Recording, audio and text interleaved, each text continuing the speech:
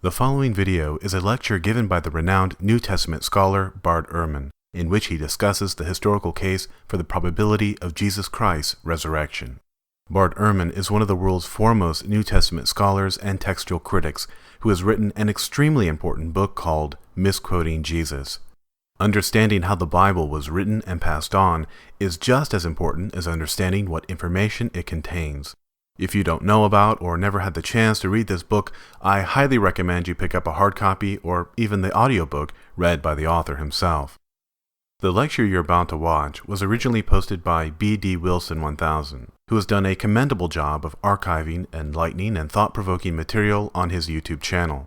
Please take a look in the video description for a playlist, where can be found a series of various lectures examining the case for the resurrection, all of which are very interesting and informative. Through the efforts of B.D. Wilson 1000, I have been exposed to a wide array of information that I wouldn't have otherwise come across, such as the video entitled Evolution in Action, the Silver Fox Experiment, which I found to be another extremely interesting video that I think everyone will enjoy watching. A link can be found in the description. I submit his channel for your approval, and I hope you will subscribe as I have. Thank you for watching, and take care. Historians have to have evidence. Well, what kind of evidence do they look for?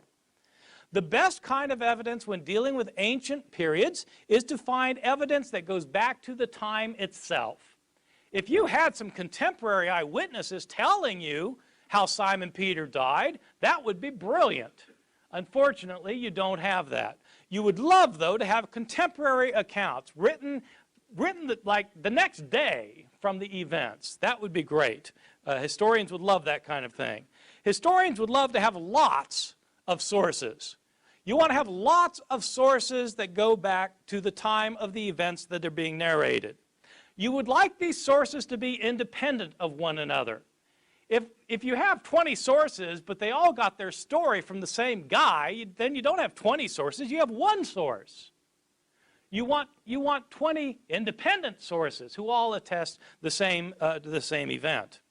Moreover, you want these independent sources to be consistent with one another. You don't want them to be contradicting each other all over the map. You want them to be agreeing with one another. So you want them to corroborate one another without collaborating with one another. Moreover, you want them to be unbiased toward the subject matter. You don't want them to be skewing things in light of their own self-interests, if you're an ancient historian trying to establish what probably happened in the past. What kind of sources do we have when it comes to the Gospels?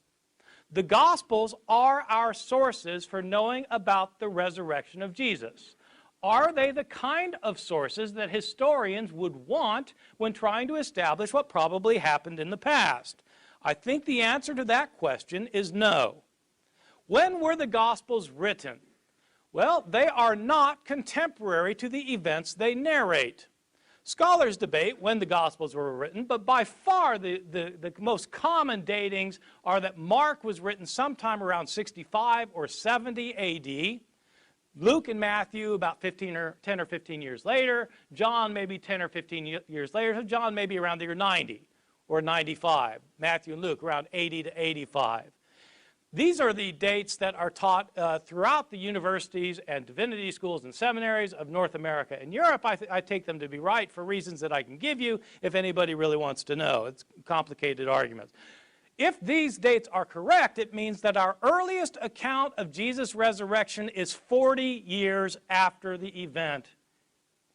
40 years after the event. Well, Paul was writing before that, wasn't it? Yes, Paul was writing before that. Paul talks about the resurrection in 1 Corinthians. Well, that's 20 years after the event, so that's better. The Gospels give us the narratives. Paul makes reference to it, but there's a 20-year gap. You don't have somebody who was there writing about it. Second point, none of the authors were eyewitnesses. Paul himself indicates that he was not an eyewitness, and none of the gospel writers was an eyewitness. People, of course, call the gospel books Matthew, Mark, Luke, and John. Well, they call them Matthew, Mark, Luke, and John because we don't know who wrote these books, and there's no point calling them Sam, Fred, Jerry, and Harry. I mean, they're written by people. We don't know who they were written by. They are anonymous. You might not think so because they have the title, The Gospel According to Matthew. Whoever put that title on it was an editor later. The original books are all anonymous, written in the third person. Moreover, the followers of Jesus were Aramaic-speaking peasants from Galilee, lower-class men who were not educated. In fact, Peter and John in Acts chapter 4, verse 13 are literally said to be illiterate. They couldn't read and write. Of course not. They were fishermen. They didn't go to school. The vast majority of people in the ancient world never learned to read, let alone write. And their native language was Aramaic. These books are written in Greek by highly educated, rhetorically trained writers who are skilled in Greek composition. Probably not disciples and don't claim to be disciples. Where did these authors get their stories from? Well, if they were not disciples of Jesus, they must have heard the stories from somebody, who heard the stories from somebody, who heard the stories from somebody, who heard them from somebody.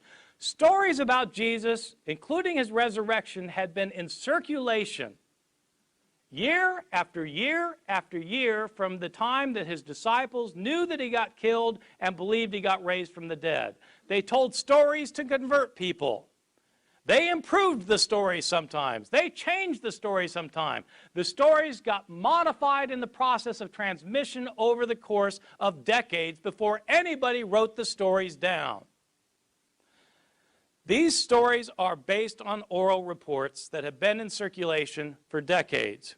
What happens to oral reports in circulation year after year, decade after decade? They get changed. What evidence do we have that the stories about Jesus' death and resurrection got changed? You can read the stories yourself. Simply read Mark's account of Jesus' death and then read John's account of Jesus' death and make a list of everything that happens in both and compare your lists. You will find that there are stunning differences. In fact, there are discrepancies. Let me give you just a list of very quick examples. What day did Jesus die on? That's a simple question. And luckily, we're told in both Mark and John. In Mark's gospel, we're told that Jesus died the day after the Passover meal was eaten in Jerusalem.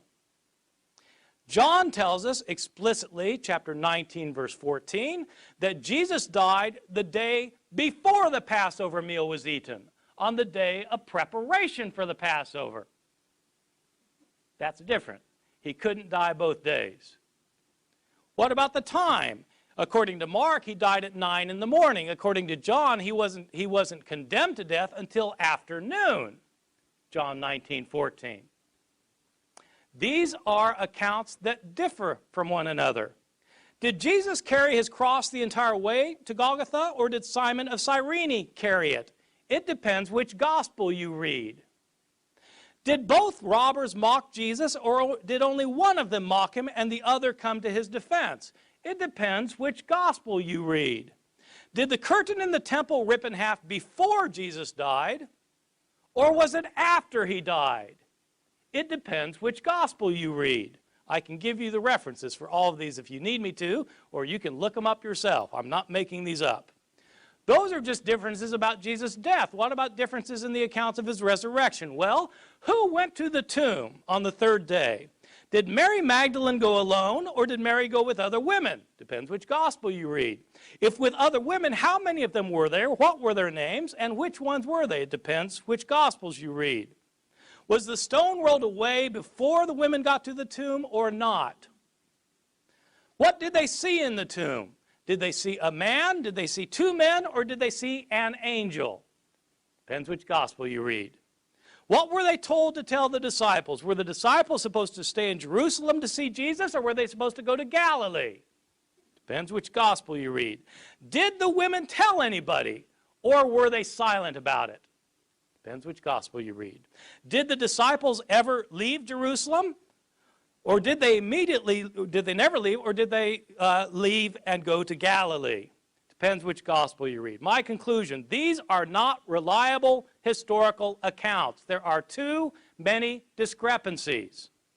The accounts are based on oral traditions that have been in circulation for decades.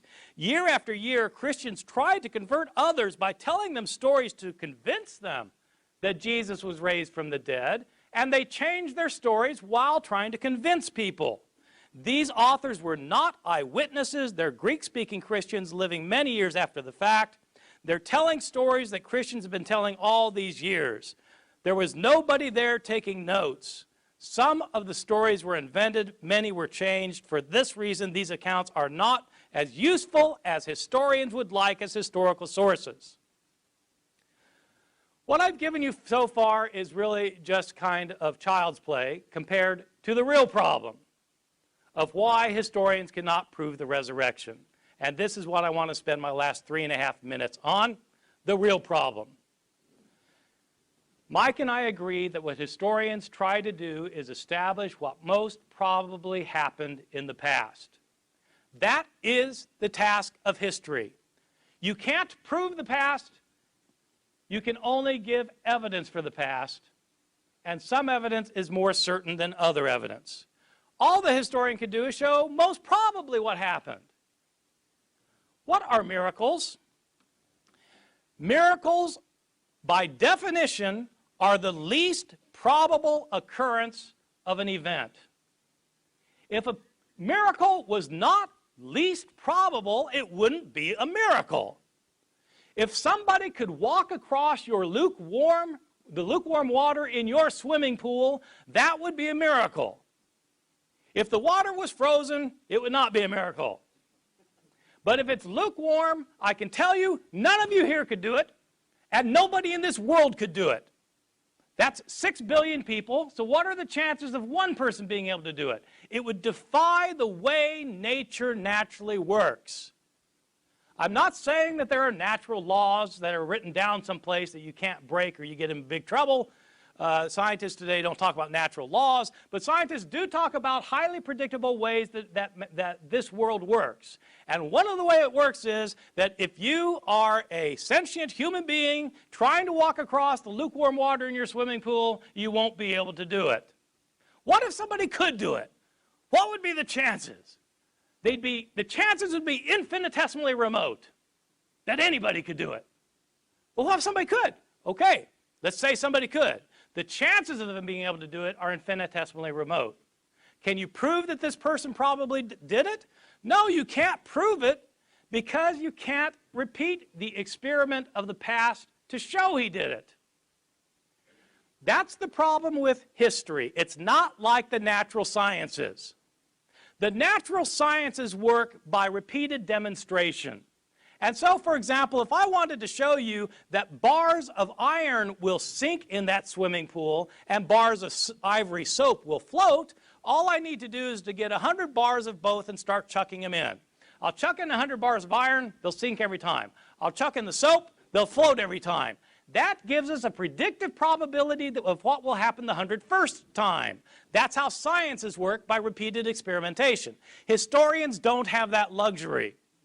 Historians can only establish on the basis of surviving evidence what probably happened in the past, and by definition, miracles are the least probable occurrence, or else they're not a miracle. This creates the dilemma for the historian and is the reason why historians cannot prove Jesus was raised from the dead. Historians, by their very nature, establish what most probably happened in the past, but a miracle, by its definition, is the least probable occurrence in the past. The least probable occurrence cannot be most probable. This is the problem with the resurrection. Even if it happened, it defies imagination and cannot be accepted as a historically proven event. Belief in the resurrection. If you believe in the resurrection, it is for theological reasons. The resurrection is a theological assertion about what God did to Jesus. It is not, and it cannot be, based on historical proof. Thank you.